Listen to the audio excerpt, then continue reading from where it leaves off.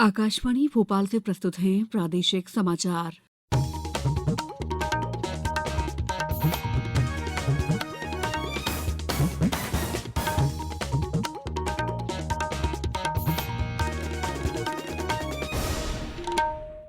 नमस्कार, समाचारों के साथ मैं दीपा सिंह। प्रधानमंत्री नरेंद्र मोदी ने 2019 में जम्मू कश्मीर के पुलवामा में हुए आतंकवादी हमले में जान गंवाने वाले सैनिकों को श्रद्धांजलि अर्पित की है। एक ट्वीट में श्री मोदी ने कहा है कि देश हमारे उन पराक्रमी नायकों का सर्वोच्च बलिदान कभी नहीं भूलेगा, जिन्हें पुलवामा में आज के दिन हमने खो दिया था। प्रधानमंत्री ने कहा है कि उनका साहस देश के लोगों को मजबूत और विकसित राष्ट्र के निर्माण के लिए प्रेरित करता है। मुख्यमंत्री शिवराज सिंह चौहान ने भी पुलवामा आतंकी हमले में जान गंवाने वाले सीआरपीएफ के शहीद जवानों को श्रद्धांजलि अर्पित की है। 2019 में आज ही के दिन केंद्रीय रिजर्व पुलिस बल के 40 जवानों ने एक आत्मघाती विस्फोट में अपनी जान गंवा दी थी। इंदौर में भारत की G20 अध्यक्षता के अंतर्गत कृषि कार्य समूह की पहली बैठक के दूसरे दिन केंद्रीय नागरिक उड्डयन और इस्पात मंत्री ज्योतिरादित्य सिंधिया ने प्रतिनिधियों को संबोधित किया। उन्होंने कृषि के लिए 3S रणनीति पर जोर देते हुए कहा कि हमें स्मार्ट, टिकाऊ और सबकी सेवा की रणनीति कृषि संबंधी माहौल में अपनानी चाहिए। उन्होंने कहा कि भारत वसुधैव कुटुंबकम के रास्ते पर आगे बढ़ रहा है। भारत की ओर से अंतर्राष्ट्रीय मोटा अनाज वर्ष मनाने के साथ ही विश्व को स्वास्थ्य और पोषण के महत्व के बारे में बताया जा रहा है।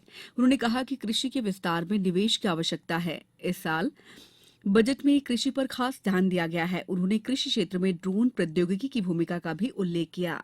उधर लखनऊ में G20 के तहत digital economy working group DWG की 3 दिवसीय बैठक चल रही है, जिसमें डिजिटल अर्थव्यवस्था में डिजिटल पब्लिक इंफ्रास्ट्रक्चर, साइबर सुरक्षा और डिजिटल स्किलिंग जैसे महत्वपूर्ण विषयों पर विषयगत सत्र शामिल हैं।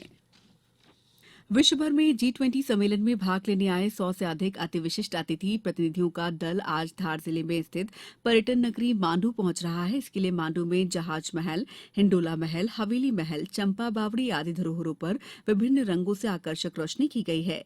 विदेशी मेहमान यहां के इतिहास और संस्कृति को जानेंगे और मालवा निमाड़ के व्यंजनों का लुत्फ भी उठाएंगे। श्योपुर के राष्ट्रीय उद्यान कुनो अभ्यारण्य में चीतों का कुनबा बड़ा होने जा रहा है। यहां 18 फरवरी को 12 चीतों की दूसरी खेप दक्षिण अफ्रीका से आ रही है। इसके साथ ही यहां चीतों की संख्या 8 से बढ़कर 20 हो जाएगी। इससे पहले नामीबिया से 8 चीते कुनो नेशनल पार्क में लाए गए थे।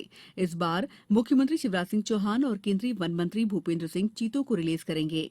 कुनो पार्क के डीएफओ प्रकाश वर्मा ने बताया कि 18 फरवरी को विशेष विमान से 12 चीतों को दक्षिण अफ्रीका से पहले ग्वालियर लाया जाएगा। इसके बाद वायुसेना के मालवाहक हेलीकॉप्टर से ग्वालियर से कुनो लाया जाएगा।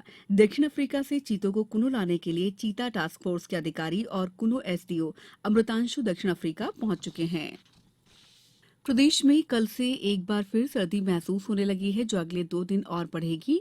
उत्तरी भारत में बर्फबारी की वजह से मौसम में ठंड बढ़ गई है। इससे प्रदेश के तापमान में 2 से 3 डिग्री तक गिरावट हो सकती है। 20 किलोमीटर प्रति घंटे की रफ्तार से ठंडी हवाएं भी चल सकती हैं। मौसम वैज्ञानिकों के अनुसार महाशिवरात्रि तक मौसम ऐसा ही रहने का अनुमान है। अब कुछ समाचार संक्षेप में। पूर्व केंद्रीय मंत्री और भाजपा की वरिष्ठ दिवंगत नेत्री सुषमा स्वराज की आज जयंती है। इस अवसर पर उनका स्मरण किया जा रहा है।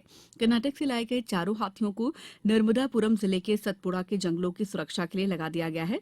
कर्नाटक के इन हाथियों में 2 नर और 2 मादा हाथी हैं। शिवपुरी में कल जिला पुरातत्व पर्यटन और संस्कृति परिषद द्वारा प्रसिद्ध पर्यटन स्थल भदैया कुंड में स्वच्छता अभियान चलाया गया। प्रसिद्ध चित्रकार ललिता लाजमी का कल 90 वर्ष की आयु में निधन हो गया। वे दिवंगत अभिनेता, फिल्म निर्माता गुरुदत्त की बहन थीं। इस बुलेटिन में इतना ही। दीजिए इजाजत। नमस्कार।